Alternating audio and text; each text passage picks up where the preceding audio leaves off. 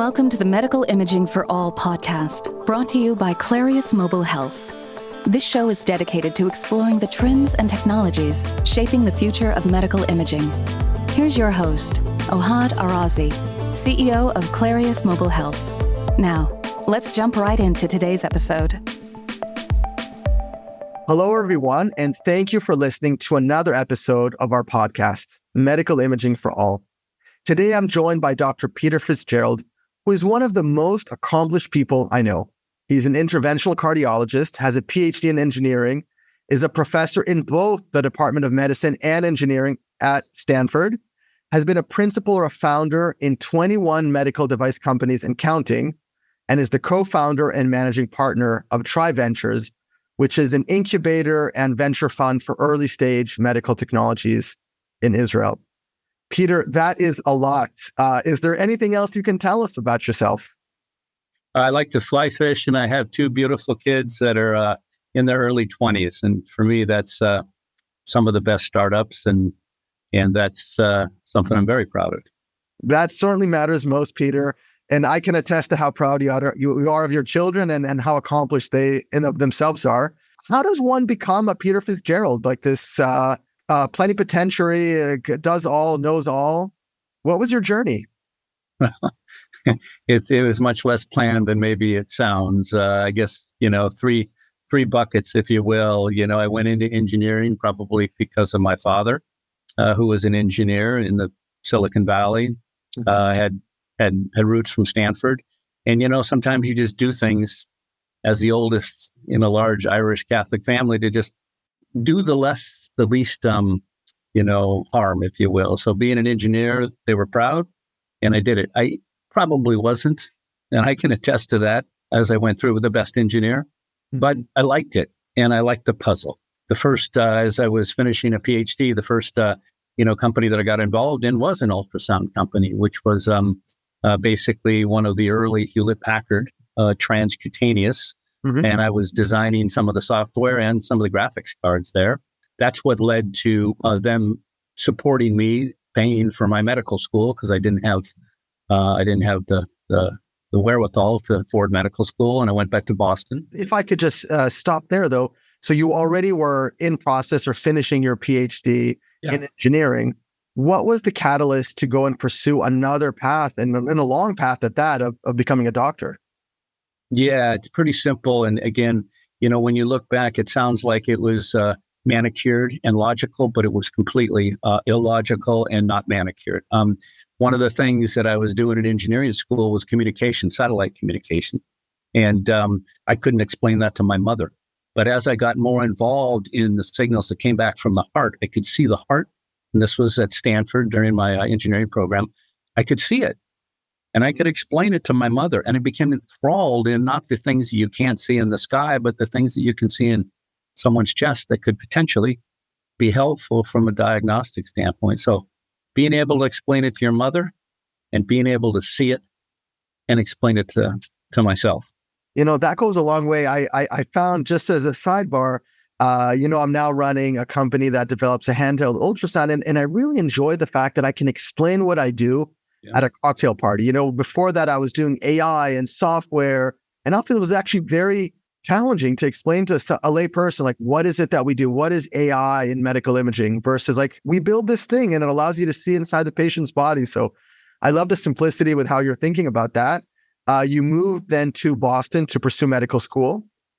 Yeah, I did that. And, had to work on the weekends at Hewlett-Packard to justify the support, and, got very interested in medicine, from embryology all the way to psychology, and just got enthralled for 4 years in that, and then ended up, coming back to the Bay Area through a training program at UCSF in medicine, and then interventional cardiology training, and then went back to Stanford, kind of full circle. Was with at that point in time, my overall mentor and friend, Dr. Paul Yock, and we got now more involved in ultrasound from now inside blood vessels rather than outside the body, and that became intravascular ultrasound, and that was what kind of we focused on for a good number of years at Stanford. But But, being in the Bay Area, this, because you're in a very prolific area as well, you bump into a lot of smart people that know business, just like you, that know intellectual property, that know operations. And, and I was sitting in the hospital discovering where the problems were and where the nuances were and asking questions, why do we do it that way? And that became not because I, was smart or anything. It's just that you stumble into these potential areas of need. That ended up being the sort of broadcast of what, was later biodesign, that Paul really, put together at Stanford. And we worked together trying to take those needs into concepts and ultimately into something that could be seen, expressed, and potentially making healthcare better. And so, that spawned a number of startups. I didn't know the difference between a catheter and a cap table, but I got to learn some of those things. And it was fun. It was great. And it still is, but in a little different mode now. It's so interesting to hear you speak, Peter, about kind of the synthesis of your background as an engineer and as a doctor, because I think that in many ways they have some diametrical opposition, because engineering is about solutions. And the way you describe kind of your interest in medicine was about problems, right? So you were like, what are the problems that need to be solved? What are the big pervasive issues that we can address here? And that maybe gave you some counter. I'm just kind of riffing here, but that maybe balanced like this very solution-oriented approach as an engineer. Maybe it's the marriage of the two that really creates great companies and great products. Yeah, I think in retrospect, it sounds great. But I got to tell you, it was a stumbling affair for many, many years. I kind of stumbled into what was interesting at that point. And, a lot of youngsters that I get to counsel and mentor these days, look at it and say, wow, that's an interesting progression. But I got to tell you, it was not planned. It was bumping into things. But at the same time, enthusiasm, relationships, and a focus on what you could potentially contribute to, or at least partially contribute in this very complex arena of healthcare, that got me up in the morning. And you got to be around guys like you and gals like you that really understand how to drive something into healthcare, which the invention's great. That's spontaneous. You can teach the innovation, but the integration is the most important part, because those technologies that you're fascinated with are going to be no good unless they can truly integrate. They can be approved, they can be paid for, and truly broadcast into bending a curve in healthcare. And that's the part that, at my age, I'm still working and still enthused every day, because I learn every day. Yeah, maybe that's the third leg of the stool, right? So engineer, come physician, come business person. And maybe that third leg, the business lens, is how to then synthesize the problem orientation, the solution orientation to create something that makes an impact, because it's integrated into the point of care. It's integrated into the standard of care. It becomes product that can be used, and it becomes cleared and goes through the regulator, all the things that we know that business entails to take an innovation to market and get it in the hands of physicians and have it create value ultimately for patients, for practitioners, for the system itself. So that's a very interesting journey. Like you said, I've heard from many people sitting in your seat during these interviews to say, like, nothing was by design. It was actually all series. I stumbled into this, and maybe that is maybe that's the main message to our audience, actually, right? Kind of have to embrace that at some level and allow kind of your career to evolve yourself, as opposed to anticipating that you can grow it by design. Now, I used to start at medical school at 28. I was with a lot of these Rhodes Scholars and that type of thing that were 22. And, the ability maybe to mature a tad and open your mind to other things and not just a path, I think is something that, I get to help with some of the folks at Stanford and beyond. And I think that should be, keep your eyes open. And where you see so many distractions today with respect to, AI and how things can augment, our intellect, our intelligence. And so going right down a very focused path, you miss things. And, one of the reasons I got into venturing was because I'd made so many mistakes.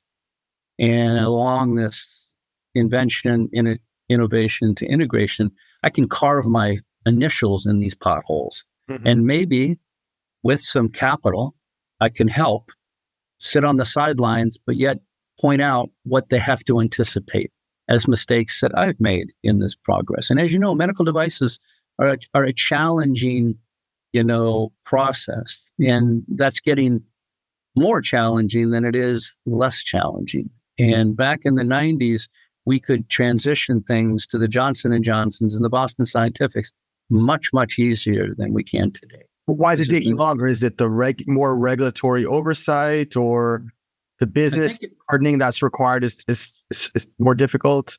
I think it's three things. I think we kind of know the development. You make a prototype, you cover it around with intellectual property. You start with, animal studies, and then you progress to, first in man, which usually require an iteration. So you have to watch out for that.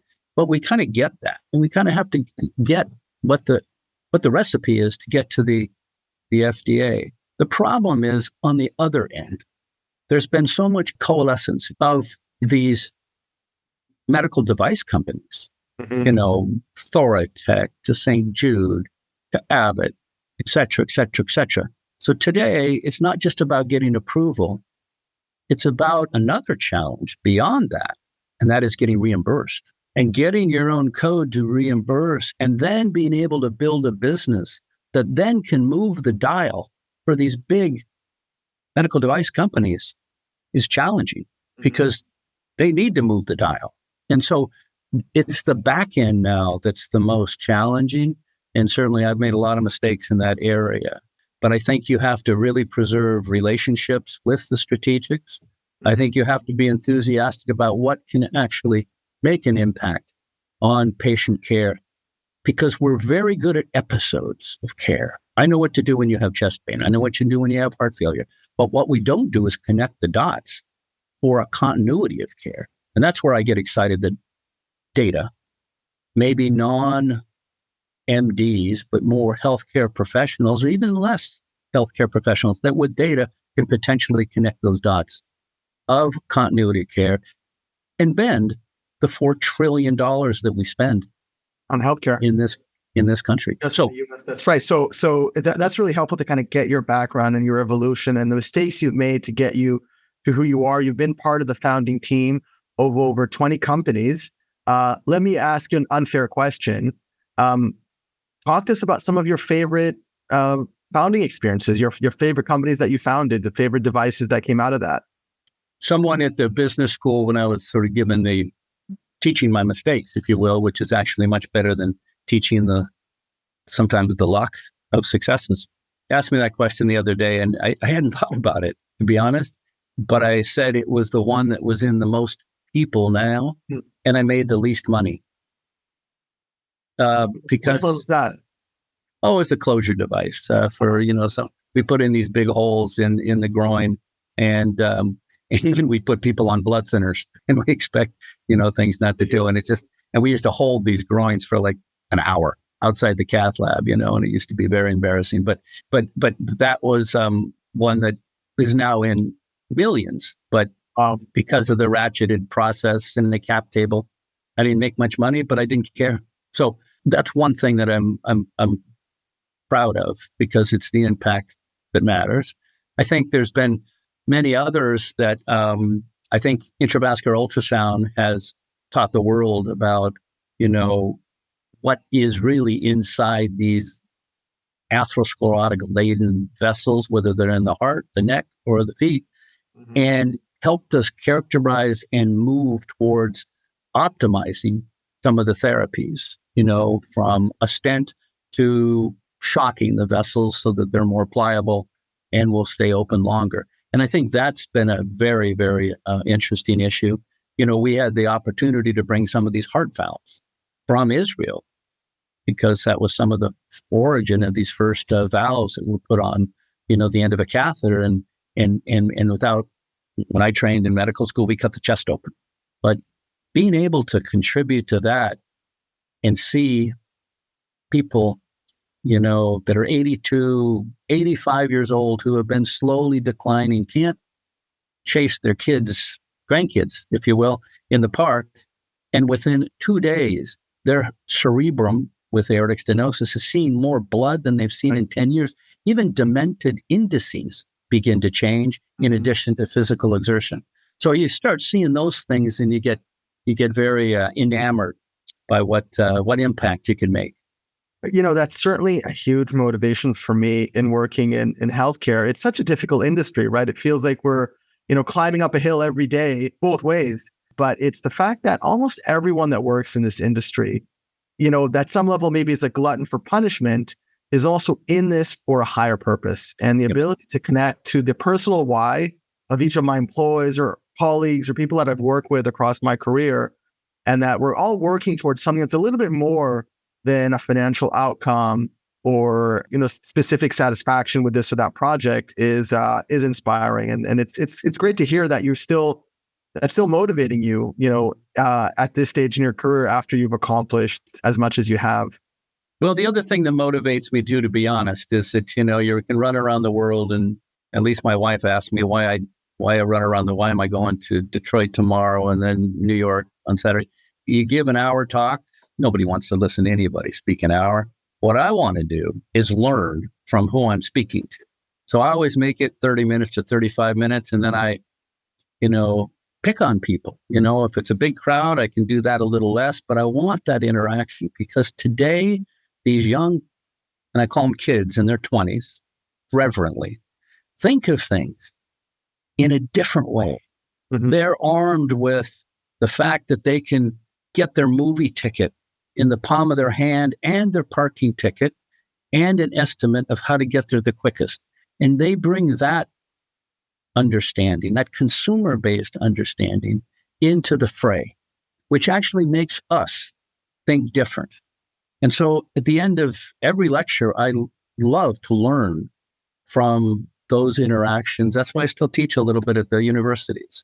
So that's a big ear-opening process for me. The youth are going to be a great segue, maybe, Peter, into kind of, we talked about a lot of what you've accomplished in some of the devices, and now you're still curious, you're still learning. And so maybe let's fast forward to looking ahead. Like, you're sitting at the nexus of hearing from all of the major med device players. You're at a major academic medical center. You speak at many other centers. You consult many large pharma and med device companies. Where is this going? What are really going to be some of the big breakthroughs that we have to achieve in order to substantially change healthcare from the lens of medical device? And you talked a little bit about connecting the dots. Maybe that's a theme that I could get you to expand on. Well, I think we're going to see a change in medical devices per se.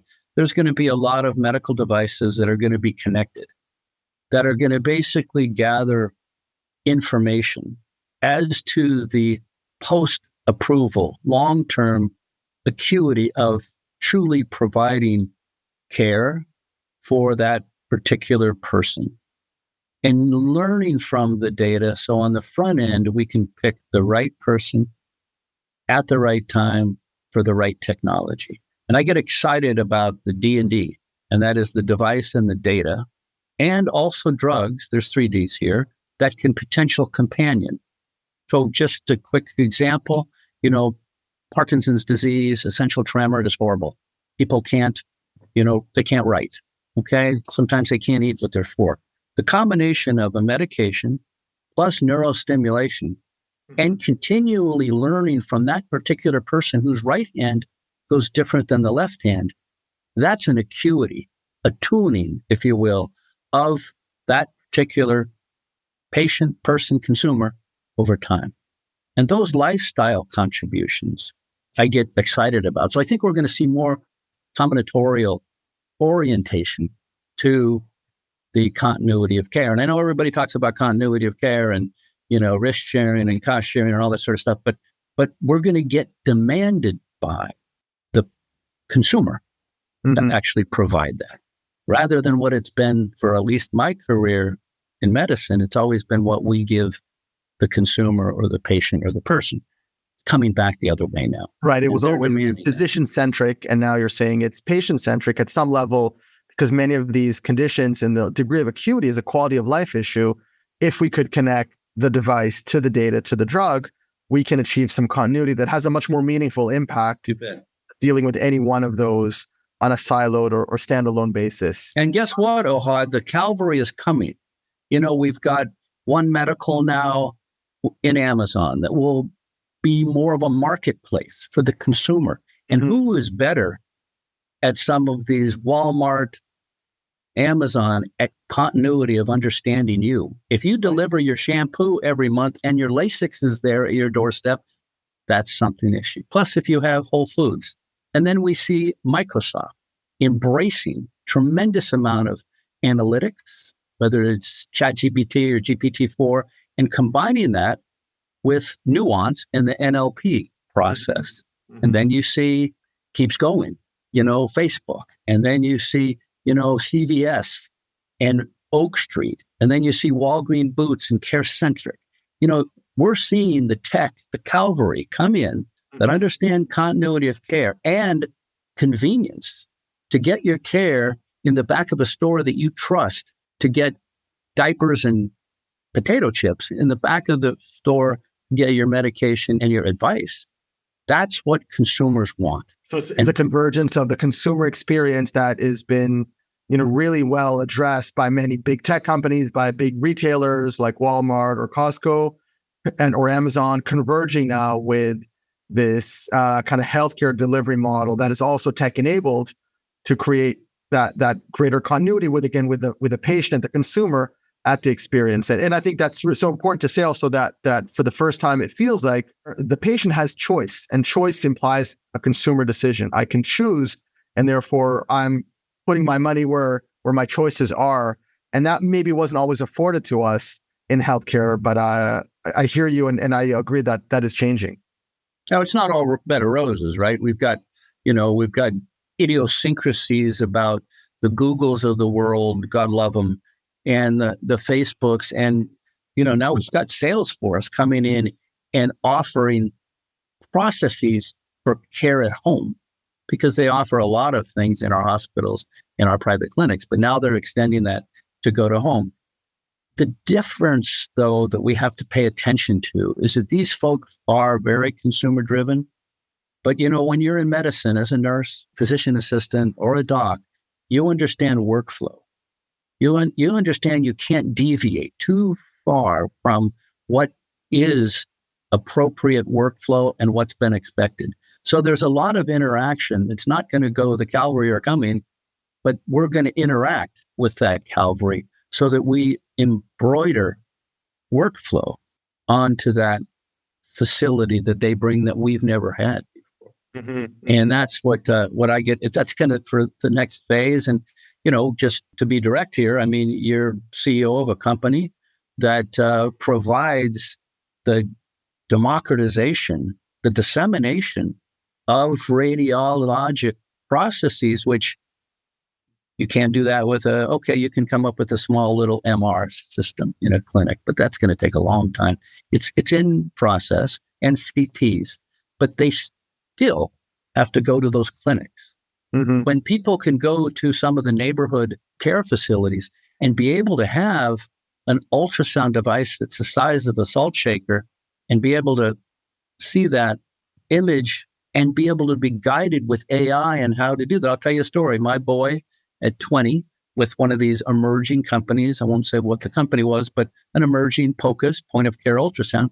He'd never touched an ultrasound. He actually brought him into clinic with AI, and he got a perfect assessment of the cardiac function, from a parasternal left axis to a four chamber these things can really be brought to you in a very convenient way. And more importantly, identify folks that would otherwise not be identified for maybe years. And we can go back on the curve before it's significantly bent. Because when it's significantly bent and you have an ejection fraction of 35, you've lived with that shorter breath for years.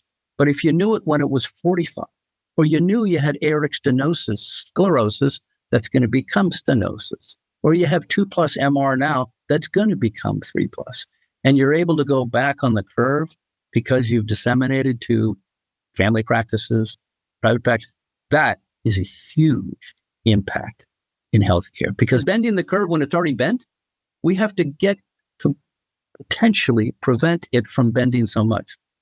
Exactly. Like that's where I wanted to go, is this concept of prevention, which we know is really challenging from a reimbursement and a financial perspective, because most of healthcare is kind of looking in the rear view mirror. You get reimbursed on a fee for service basis, so you're performing a procedure for someone who's already sick. And the question is, how can we get better markers, better detection, better engagement up front to bend that curve before, to address it before the curve is bent. And certainly imaging, I love what you said about handheld ultrasound. That is the vision, right? Is to really disseminate this in the hands of practitioners that are in the community, or even in the hands of patients, well before they got mired in that referral pattern from a GP to a specialist to radiology and back again, all through the value chain to get treated once they already have a condition.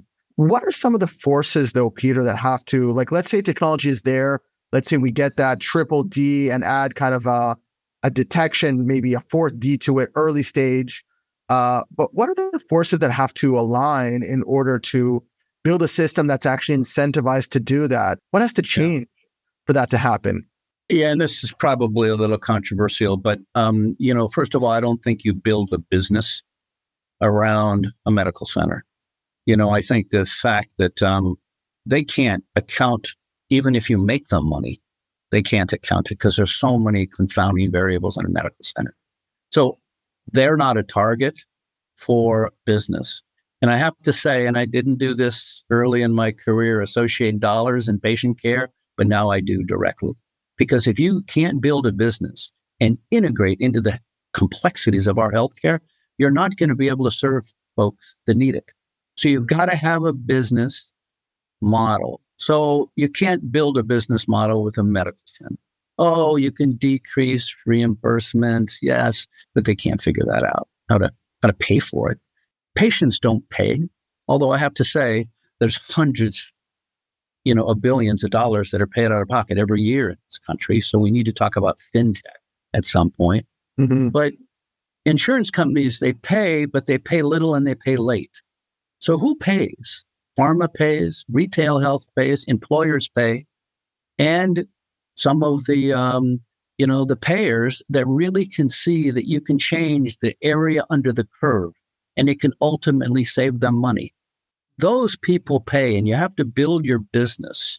And these are the mistakes I made, many of them, thinking about that early on. So in these innovation programs that I get the opportunity to talk to these young kids, I say, the invention's great, but let's make sure we ask the question before or earlier, who's going to pay for this and how it's going to scale. And we've got lots of ways now to facilitate with data, reduction in CAC, reduction in customer acquisition, and increased LTV, longitudinal appreciation. So there's ways to do this, and software is coming in to help with this. And, menial tasks like coding, menial tasks like having to type into an EHR, when Microsoft with Nuance can basically listen to your conversation, characterize it, and fire it, FHIR, into the EHR. That's making those menial tasks much better. And God forbid, we might have some more empathy to go on and together with the finances that'll augment the exposure to patients. So I get excited about just making sure we know where it's going to go, who's going to pay for it, and how it's going to be able to be at the fingertips of people that need it from a preventative process. And we've got to throw the net wide. And one of the things that's going to help with throwing the net wide is to have a handheld ultrasound device that you can look at your neck veins before you have a mini stroke. Look at your ejection fraction. Look at your post-void residual for people that have overactive bladder or people that have a large prostate. Being able to look at the liver. There's people walking around with NASH that don't even know it. So I get excited that this can be in the hands of our residents and interns, as well as primary care and family care folks, guided though by AI, so you can orient in a way just like my son did, and get an optimal. And it doesn't need to be perfect. We don't need to be perfect because ultimately there'll be a referral of that wide catchment into the medical centers. And they're going to get further tests to characterize what episode of care you need or may need in the future. So, yeah, that's a really important takeaway for me coming into handheld ultrasound is recognizing we are not replacing radiology. The need for a radiology report that is comprehensive, that uses the best-in-class imaging and best-in-class post-analysis tools and is detailed is very different from an early assessment that is happening at the point of care or guidance for a procedure. And therefore, I think you're right, the real kind of unlocking value of this, the portability, the form factor, the price point are all important door openers, but actually the real unlocking value of lowering that threshold, lowering the barrier for entry for novice users is the AI, is the software to enable someone who's an expert in that anatomy and knows a lot about patient care, but doesn't know what it looks like under ultrasound, and therefore helping them to position left, right, acquire the image, automatically adjust the gain, the depth of field, imaging parameters is really where I think that breakthrough will occur to ultimately get it to much broader utilization. And I think you had some really important takeaways here for our audience, many of which are medical device entrepreneurs. You're saying from the get-go, don't just focus on the innovation, but understand who's paying and why, follow the flow of the money. And it sounds like your advice is to say, don't get caught up in legacy payment models of fee for service. That's the old world, and that's never going to be really successful. But go where care is going, like we see in Canada, go where the puck is going by following the new emerging care models, whether it's value-based for payers that are owning the risk and the reward, whether it's consumerization of healthcare, whether it's pharma that is integrating devices as kind of digital companions to drug therapies. That's, I think, really useful advice for anyone on this call that's hearing this. No, you bet. And, just the stream goes one way, but interaction between consumers, patient people, and healthcare professionals should go both ways. There should really be an equitable balance here, number one. I think the reason for that is if you get an echo of my heart or my liver or my bladder, and I see what's in me, it's much more tangible, much more moving, especially if I show my wife or my kids in terms of compliance of medication and what to do with the lifestyle and exercise. When you see your coronary arteries, when you see your mitral valve, it's much different than just having a doc downstream tell you what you have. Mm-hmm. So I think that is an important component of engagement of these consumers, and kind of synchronizes with going back on the curve a little bit. And that is ultimately maybe how we can shave off and not just keep piling capital into our healthcare system and try to be a little bit more efficient. Being able to disseminate diagnosis out there and making sure that they get paid too. Primary care providers are really overstretched. They're busy. They can amortize this to a 20-year-old like my son within their office. And as long as they get paid for doing that initial screen, that's an important trade-off as well. And that's happening. Peter, we've covered so much ground today, from your background as an engineering PhD to becoming a doctor, an innovator, learning the hard way, and then embarking on a career of teaching others, both as an educator and as an investor in helping to support, and a board member helping to support companies and entrepreneurs that are on their journey. We talked a little bit about what needs to happen and for medical devices to really converge with other big forces that are taking place, like the consumerization of care, like the rise of data, and also this increased focus on prevention as a means to ultimately drive cost. And I think we're recognizing that certainly in the context of imaging, but almost in any domain, that entails getting it out of the basement of the hospital and into the hands of people in the community, and maybe ultimately into the hands of patients.